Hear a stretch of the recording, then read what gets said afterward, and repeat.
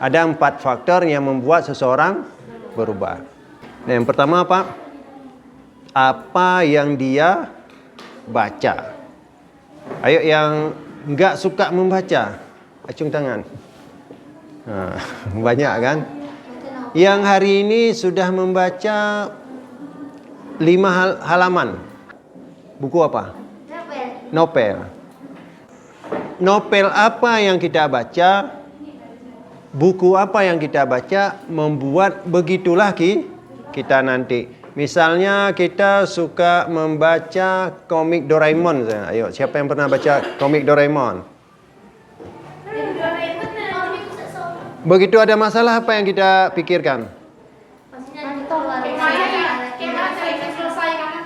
Bagaimana cara menyelesaikannya?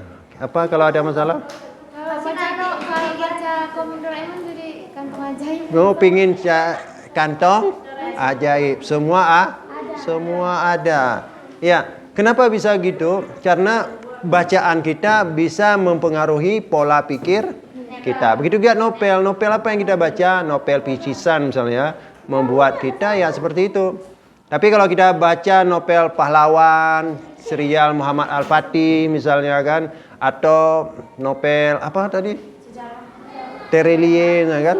Nah, itu membuat kita mempunyai wawasan. Nah, karena tidak selamanya novel itu isinya adalah ya tidak selamanya, walaupun dia fiksi, tapi isinya ada yang diangkat dari sejarah. Nah, yang kedua yang membuat seseorang berubah itu adalah apa yang dia lihat.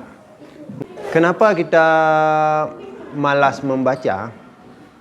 Karena jarang kita lihat orang di sekitar kita. Ya, bukunya kurang tertarik. Nah, orang yang suka membaca, bahkan dia apa saja dia baca. Jadi penyebab kita malas membaca karena kita jarang melihat orang di sekitar kita, mama kita, ayah kita, abang kita, kita sendiri, kawan-kawan kita, kawan satu kelas kita, jarang kita lihat membaca. Kita tengok dia tidur, kita tengok yang lain makan, kita tengok yang lain lagi main HP. Begitu kita pulang tengok mama main HP, ayah main HP, abang main HP, kita ikut-ikutan juga. Jadi yang membuat seseorang berubah itu adalah apa yang dia lihat. Kita malas membaca ketika kita berada di lingkungan orang yang rajin membaca.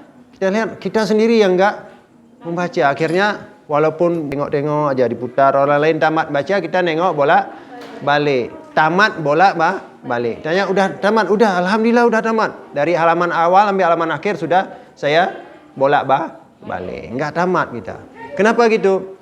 Karena ikut-ikutan. Karena sifat dasar manusia adalah ikut-ikutan. Nah, makanya kalau mau berubah lihatlah yang bagus. Termasuk tontonan kita yang ada di HP. Apa yang sering kita nonton? Film hantu. Ya, kalau sering kita lihat film hantu, yang terjadi kita jadi penakut. Ke kamar mandi minta dikawanin. Enggak pernah nonton film hantu tapi takut. Ya, itu nanti kita lihat kenapa ya. Kenapa kita jadi takut padahal kita enggak pernah nonton film hantu. Nah, kalau kita mau berubah, lihat tontonlah yang bagus.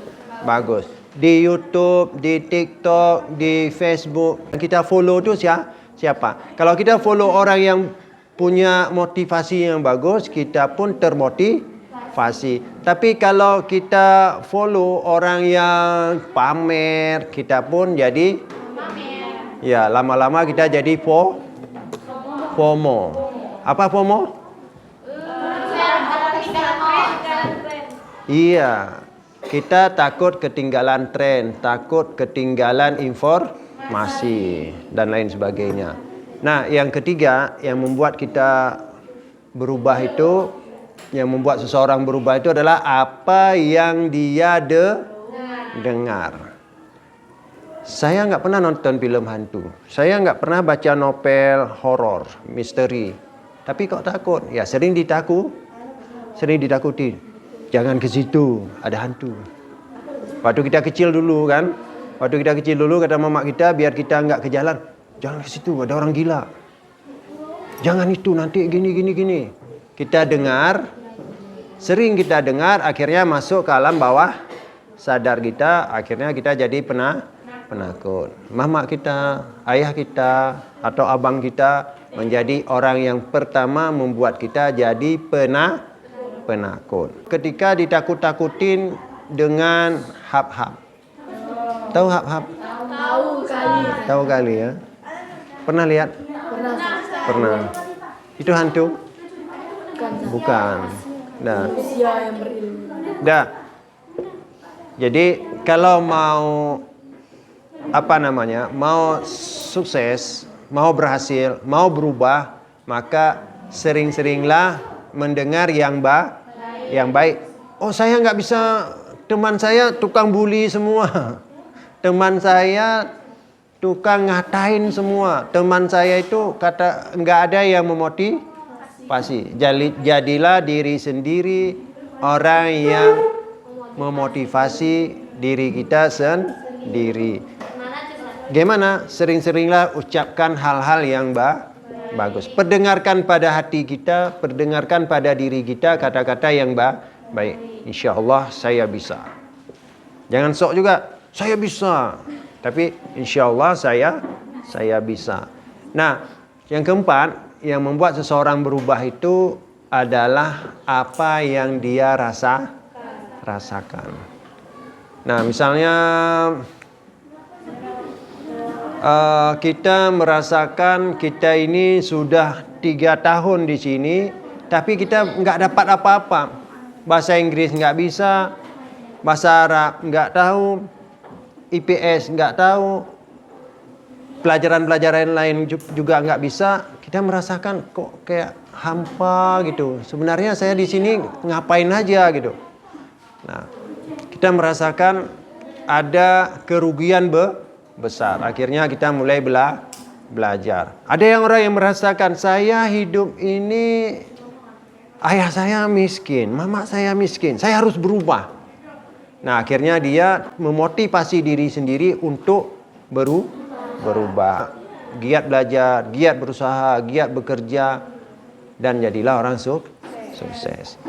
Nah, ini contoh. Ini misalnya